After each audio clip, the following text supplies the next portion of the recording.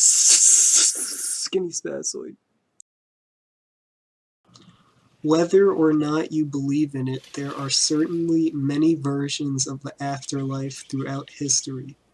From horrifying to spiritually idealistic, these are the 10 versions of the afterlife that I found to be the most unconventional. Some versions of the afterlife, such as heaven, while also interesting, are a little bit too predictable and therefore bland, so they simply get an honorable mention. Number 10. The Sikh afterlife. Sikhs have a very strong belief in the afterlife.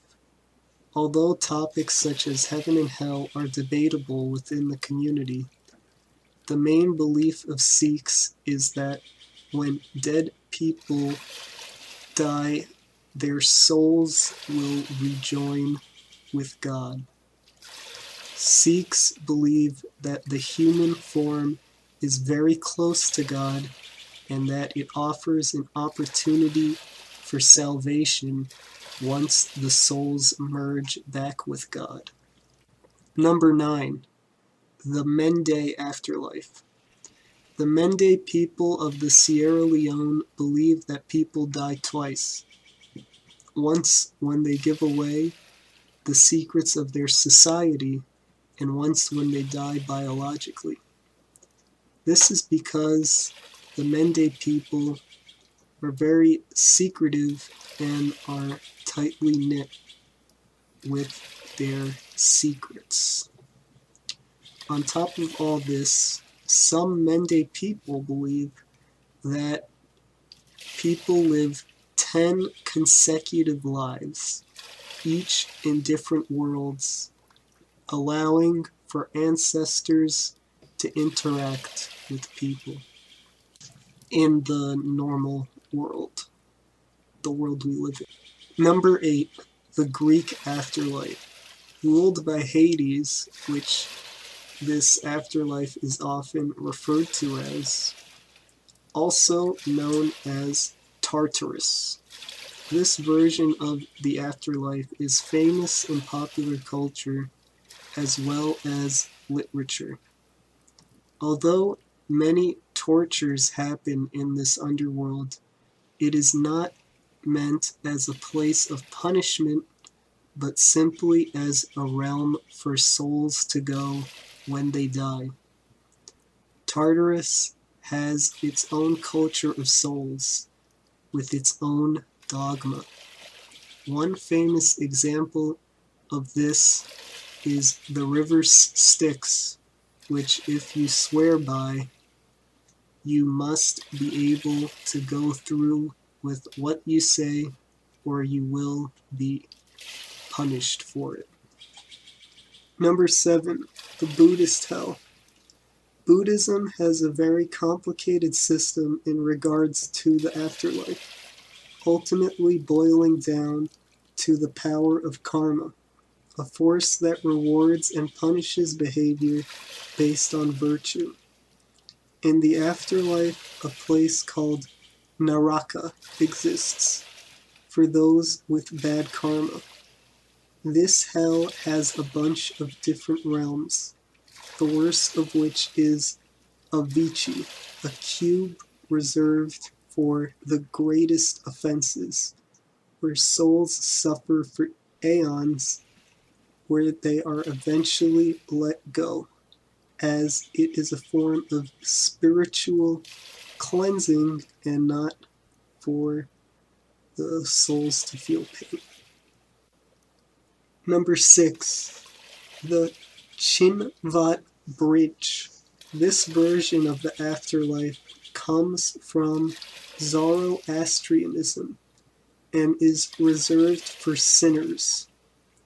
In this version of the afterlife, people walk on a massive bridge that turns on its side, and then the bridge becomes shorter, almost as if it's shrinking, turning narrow like a razor.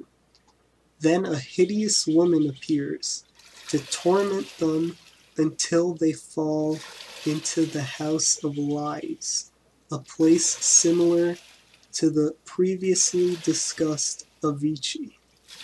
Number 5. The Babylonian Afterlife. The Babylonian afterlife, Irkalla, is not much of a hell, but rather an odd set of tests that every person except special heroes have to do.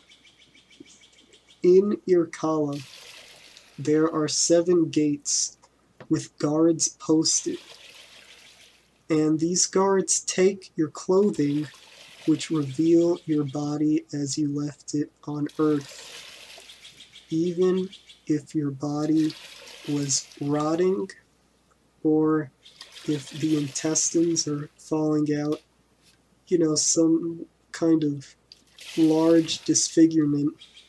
You keep these injuries, the condition your body had, with you into this afterlife. Guards are put at every gate in order that you pass these gates correctly. The last gate, the test is you have to eat dust while you rot.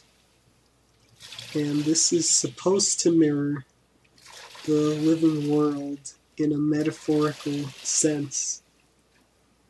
But how exactly, I'm not really sure personally. Number 4. Islamic Hell. Jahannam is a hell reserved only for the truly worst sinners. Some of the terrible sins you can commit to find yourself in Jahannam is committing suicide or worshipping multiple gods. In a Prometheus-like punishment, one of the things that can happen to you in Jahannam is that your skin will burn off your body, regenerate, then burn again in a cycle. Number 3. The Chinese Afterlife. Diyu, the Chinese afterlife, is an interesting mixture of Chinese folk religion and Buddhism. This is a hell that serves as a massive underground maze. The punishments in this hell are oddly specific and don't expose any kind of irony or nuance like you would expect from the Christian Judeo-Islamic hells.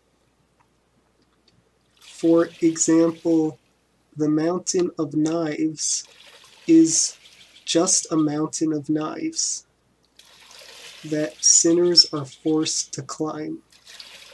Other literal locations in this hell include the grinding machine, which is just that, and the world of ice, where sinners die of frostbite. The rule in this afterlife is that you can die again within the afterlife, the Diyu. And if this happens, if you give up through all these trials, you undergo all these processes again from the very beginning after being reborn. Number 2, the Egyptian afterlife. The Egyptian afterlife was a big component of the ancient culture. Many rituals were needed in order to make the trip to the afterlife easier for the person. Spirits are weighed by Anubis, as heavier ones are put in worse places for their bad deeds. The afterlife was what Egyptologists say is described to be more like another dimension where the gods exist. Separating this dimension from the world is a giant mountain. In this world, the spirits travel and they may find many wonders, including a turquoise river that is engulfed in turquoise flames. Also interesting is that there is no sort of objective purpose to the travels of the souls, such as finding heaven, some kind of paradise. There is just sort of a aimlessness where the real goal is to sort of find holiness and spirituality. Number 1, the Divine Comedy. This is, of course, referring to the famous work by Dante Alighieri.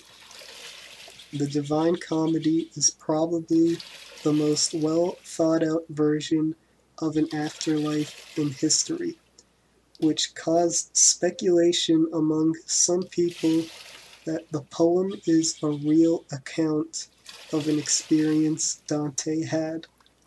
The poem is ordered architecturally, and the amount of details in it are amazing. The poem is set into 3 books, one for hell, purgatory, and heaven. Hell is for souls that have something called guilt, or have done great sins to themselves and God. Hell is infamously macabre, and the punishments of the souls are extremely sophisticated. Purgatory is a place for souls without guilt, but still sin, meaning that they are not suffering, but are left in a mundane and depressing existence on a massive mountain. Finally is heaven, which is a place of bliss in space, involving planets, as opposed to the more popular rendition of heaven, which has clouds and such things in the sky.